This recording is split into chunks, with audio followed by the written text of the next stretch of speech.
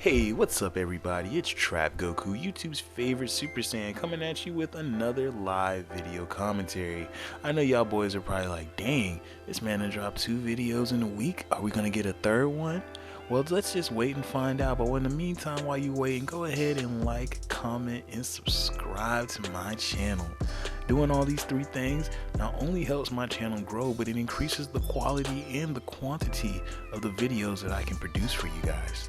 So thanks in advance. Also, if you want to help your brother keep his lights on with Patreon, link will be in the description box below. So let's get into it, guys. Today we're going to be reviewing Borderlands 3, the full package.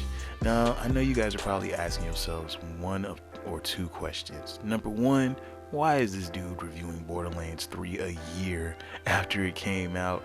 And two, like, why is it called full package? Because that sounds like a penis joke. Well, the reason that I'm reviewing this game is because as someone who's had the game since it basically came out, Borderlands 3 has become a drastically different game than it was a year ago, and this is due to rebalancing characters and, you know, the DLCs that have been dropped, as well as the new guns that have been dropped and everything like that. So it's a completely different landscape from what it was almost a year ago. Also, the reason why I'm calling it full package is because I'm going to be talking about not only the baseline Borderlands game or Borderlands 3 game, but all 4 of the released DLCs that came a part of the season pass. So without further ado, let's go ahead and jump straight into this review. So the first game on the list, of course, I'm going to be talking about is base Borderlands 3, and is it worth your time of day? And the answer to that question is obviously yes.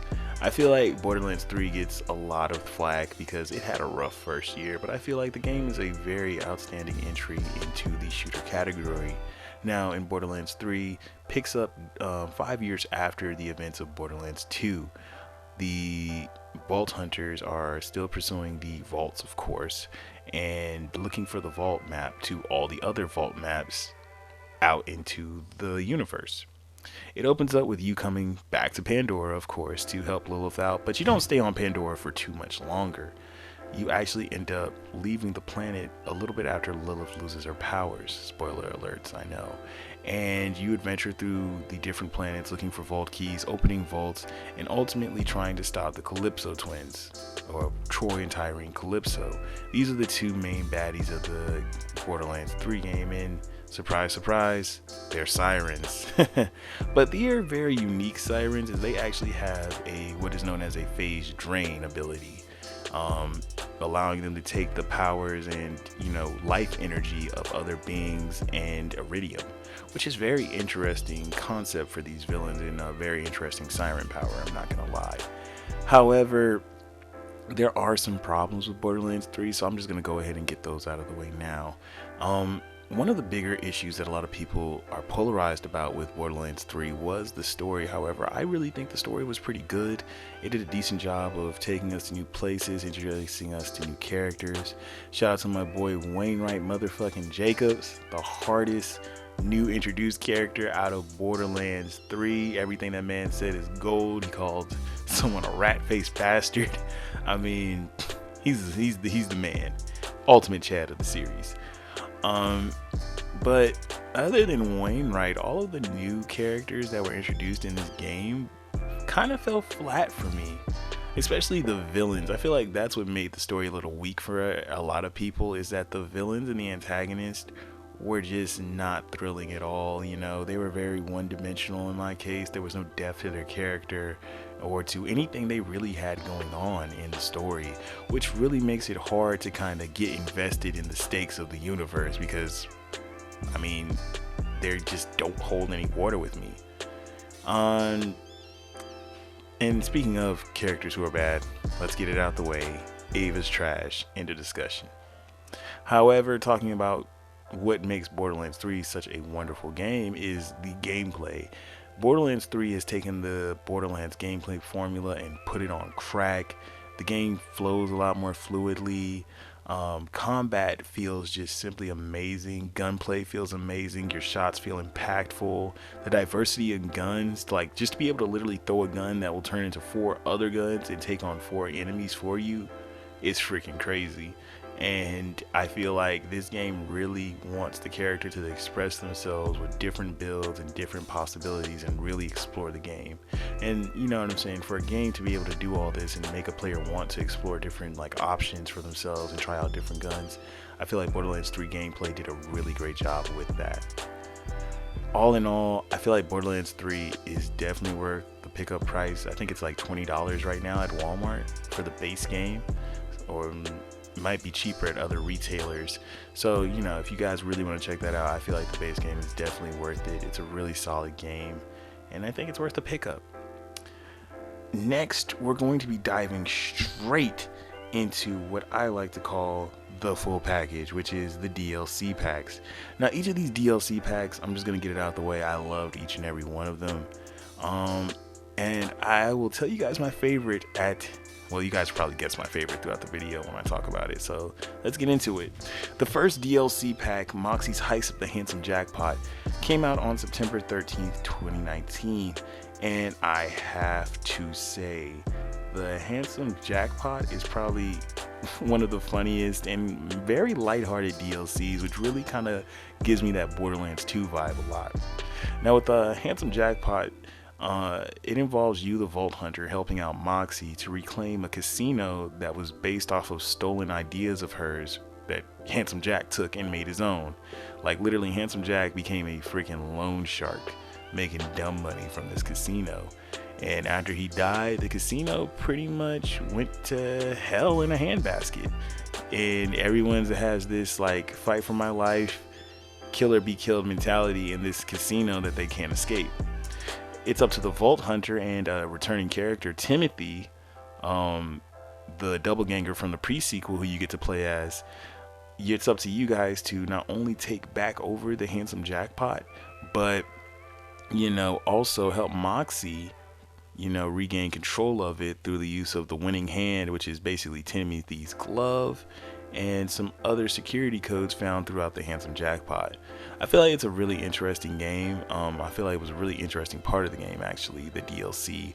And it really, like I said, it was lighthearted, it was fun. The new characters they introduced were very fun, were very cool, just very Borderlands. And I feel like that's what all these DLCs have in common. They are extremely Borderlands. And it takes us back to that Borderlands 2, that whimsical, over-the-top fun, but with stakes at the end of the day. Kind of like a Deadpool movie. The next DLC campaign was Guns, Love, and Tentacles. Now this involves two of my favorite characters, Wainwright motherfucking Jacobs and Sir Hammerlock. Of you as the Vault Hunter have been invited to their wedding, and it's taking place on this strange planet called Xylarphagus or something with an X. I can't really pronounce it, but things seem to be going good when you first get there. That is until Hammerlock is possessed by a demonic spirit, and it's up to you, the Vault Hunter, to help Hammerlock get exorcised, get that spirit up off him, get them demons out of his life, and live happily ever after with our main man, Hammerlock. So I have to say, this DLC was a little fun. It kind of drug on in some places, just to be honest with you, but all in all, I feel like DLC 3 was pretty darn fun. Like I said, the same thing, captures that Borderlands 2 feel perfectly. Now, the next DLC is something that was a completely new concept with new characters, and I loved it. Bounty of Blood is probably one of my favorite DLCs from the Borderlands 3 pack, not gonna lie. Bounty of Blood pretty much takes place with you going to the planet of Gehenna and stopping these bloody bandits from ripping apart the local town. I know that sounds a little like, you know, basic, but it's actually a really good narrative where you, the Vault Hunter, are like the sheriff in town, or the new sheriff's deputy, sort of. You're like the lone rider or something who's just coming through, killing bandits, uncovering a dark secret, which I'm gonna not reveal because it's very interesting to see, like, you know, what shaped all of this and the real origin of this. Bounty of Blood really is a very interesting DLC, and I feel like if you are a Borderlands fan, you should definitely pick it up and check it out. Now, let's get into the last and final DLC pack, and that is the Krieg DLC. Now, I don't want to say the full name because it's a little difficult for me to pronounce. I don't feel like embarrassing myself, but The DLC 4, which basically takes place definitely after the storyline, involves you, the Vault Hunter, going deep into the psyche of Krieg, a previously playable character in Borderlands 2, to uncover what truly goes on in the mind of a psycho, because Tannis thinks it's all held together by this belief of Valhalla, a mythical place that houses many types of beautiful, awesome, and great weaponry that the Vault Hunter would more than like to add to his collection of fucking kill tools. All in all, I have to say this was kind of the weakest of the DLCs, not gonna lie. The pacing was it was a little all over the place. Psycho Krieg's ramblings kinda, don't really do anything for me. There's just random amounts of violence that really doesn't mean anything to me, like him saying I want to ride the meat bicycle and all that. It's like, live your best life, fam. And I have to say, like I said, this is probably the weakest DLC. I will say that some of the story beats that it hits through its echo logs and through, Saiyan Krieg and Psycho Krieg's duality throughout the story is very interesting, and it kind of gets me a little teary-eyed in some areas, I'm not gonna lie. All in all, I think this is, like I said, it's pretty straight DLC, but I don't feel like this was a DLC they should have ended their season pass on. It's maybe something a little stronger, or maybe something a little bit more story, provoking could have been done. All in all, do I feel like you should pick up the season pass or deluxe edition of Borderlands 3? The answer to that would be yes.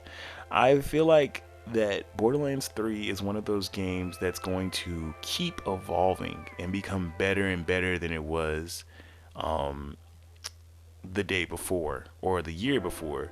And this is just due to the developers and to the community having a better understanding of the game, and the things that they want, the things that they don't want, what needs to be, updated, what doesn't, what works, what doesn't work.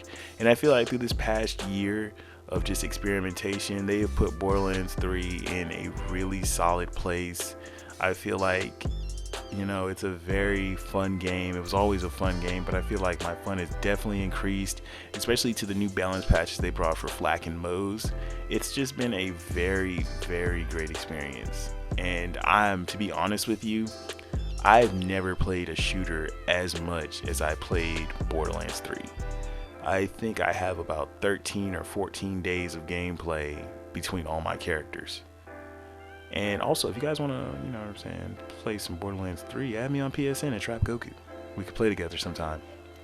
Anyway, you guys, yes, Borderlands 3 is a perfect example of an evolving product. It's just like fine wine, guys. It gets better with age. So yes, if you guys are feeling like you need to get that deluxe edition, go ahead and get it, guys. At the end of the day, you're treating yourself to a great experience. That's all for today, guys. I really appreciate you for coming through to another live video commentary. Thank you guys so much for supporting the videos, and I hope you guys have a wonderful and blessed day. This is TrapGoku. Peace.